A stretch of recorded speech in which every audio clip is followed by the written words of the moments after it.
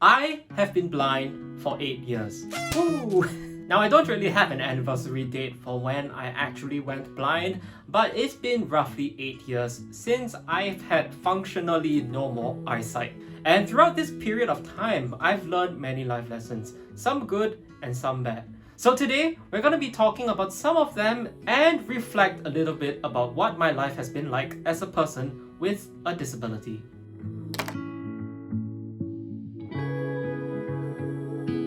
Hi, my name is Josh Tseng. Welcome back to my channel where I talk about what it's like to live with blindness. Now, today's topic is going to be a bit on the heavy side. Living with a disability can be hard. There are many sort of painful life lessons that I've learned over the years, but on the other hand, some of these life lessons have been positive ones that have legitimately changed my life. Having a disability is not just a physical thing, it's not just a medical condition. It changes your perspective, your outlook on life, and for some people, it even changes their mood, mental health, and personality. Now, before we proceed, I just have one point of clarification to make, which is that I know in the title and in my intro, I say that I have been blind for 8 years, but that's not actually technically correct. I have been legally blind much longer than that, but when I talk about me being blind, I talk about functional blindness. I can't read, I can't write, I can't see people's facial expressions, and the eyesight that I have, what little there is not very useful. For simplicity's sake, I lost the ability to use my usable vision about 8 years ago, and so that's the number that I'm sticking with. Now, the first thing that I learned fairly early on was that, having a disability teaches you this. Life is not fair. I think this is going to be true for almost everyone who has a disability. Nobody asked to be disabled. I was diagnosed with my condition at age 7 when my parents noticed that something was wrong with my eyes, and even though I had eyesight when I was a child, over the years I lost my eyesight very slowly, and this is an emotionally traumatic and difficult thing to deal with. It's not something that I would wish upon anyone.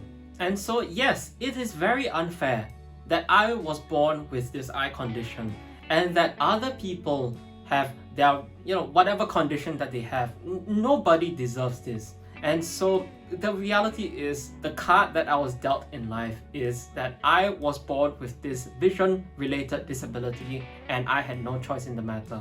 And on a similar note, one of the things that I learned fairly quickly is that the world is not built for people like me. This is especially true for blind people like myself, but really any kind of disabled person can probably give you some equivalent experience. A lot of things are made to be visual, whether that's online content or something as simple as instruction manuals. And even when you go to a restaurant, the menus, even when they are made in a digital form, are not blind accessible. That was something that I had to accept very quickly. It's just a fact of my life as a person with a disability. The world isn't fair, and the world wasn't built for people like me. Another thing that I figured out over time is that yes, the world wasn't built for people like me, but it sure is getting a lot better. Now, I've made some videos about assistive technology and accessibility over the past few months that I've been making videos. And while there are some frustrations when it comes to using assistive technology when it doesn't work, technology also has come a long way. We are able to use, cameras that can identify objects or colors. Blue. And we have things like screen readers, which is a type of software that is installed on your computer that allows it to talk back to you. Gonna let it read something lovely to all of you. Selected. Never gonna give you up, comma. Never gonna let you down, comma. Never gonna run around, comma, or desert you. And these are things that are fairly recent inventions. Screen readers were not around before, I think, the 1980s. Artificial intelligence that was able to recognize objects quickly was definitely not a thing in my parents' time. The past 50 years of technology especially have been incredible for people with disabilities and especially people with vision impairments, and it's only getting better. And that's just talking about the technology. Policies and laws have been introduced to make life better for people with disabilities. Like in the US, there's the Americans Disabilities Act, which helps protect the rights of people with disabilities. And so, one of the things that people with disabilities can do, in fact, is sue companies that are inaccessible in terms of the service that they provide to the general public. Yes, really, this really is a thing. And so, companies don't have excuses not to serve people with disabilities just because they are a minority. People are becoming much more aware and accepting of people with disabilities, and for us in particular, we have increasingly more and more tools that can help us in the future. Now, are all of these tools made equal? No. Right? Some are more useful than others. In fact, I've made an entire tier list talking about the best and the worst assistive devices for the blind. You can check it out. I'll put a link in the description below, along with some other videos which are related. Shameless self-promo. But really, things have gotten a lot better, and I really am appreciative of this fact. And one thing about me being blind when I'm out and about doing my things on a daily basis is that sometimes people notice, and on occasion they feel bad, or they tell me that oh, it must be so hard for you. I'm going to be real with you. Pity doesn't feel good.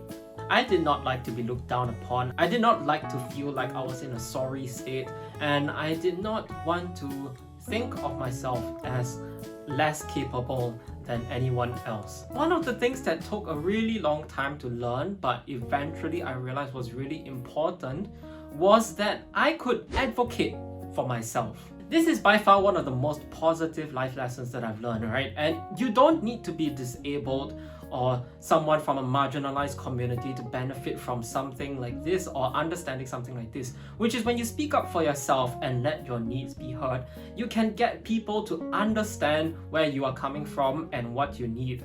And so instead of showing pity, which was something that I did not want to receive, you would receive empathy and understanding, and people would feel inspired to better cater to your needs and other people like you. I think the really big thing about this is that it puts a lot of control into my hands, right? I have control over my narrative. I have control over the fact that people do not need to look down on me, and instead I can be an example and advocate for myself and tell people how they can facilitate me instead of letting them tell me that they feel sorry for me. This is really empowering. It's really, really important, I feel, for people to live a happy life, and it's an essential part of communication, again, in my opinion.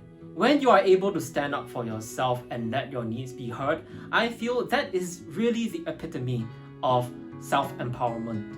And on a related final note, like I said in the beginning of this video, life is not fair, alright?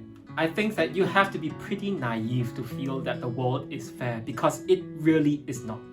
But we are making a lot of strides and progress in trying to make the world a more equal place for everyone. Do we always take steps forward? Maybe not. Let's just say not everyone has their rights respected by people in power. But I think it's also important to acknowledge the people who are trying to make a positive difference in the world. There are people who are out there building the types of technology, like I previously mentioned, like screen readers or AI that can recognize objects. These are the people building the tools that are helping people like me. And I can go on and on, but the point is, the world has come a long way from where we used to be. I can tell you this much: disability discrimination definitely still exists, but we are taking steps forward, and I think that counts for a lot. Are we there yet where we have perfect equality?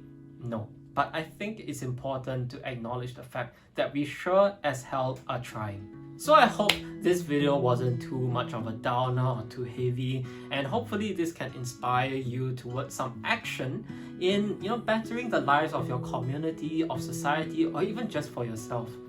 If you enjoyed this video, don't be afraid to tickle the like button, hit subscribe, smash that notification bell so you can stay informed about my future uploads. I upload videos every week where I talk about what it's like to live with blindness. And if you want to support this channel, you can go to patreon.com/Josh Tseng, that's JOSHTSENG, and donate to my different tiers and support this channel. So thank you all for watching, and I'll see you next week. Bye!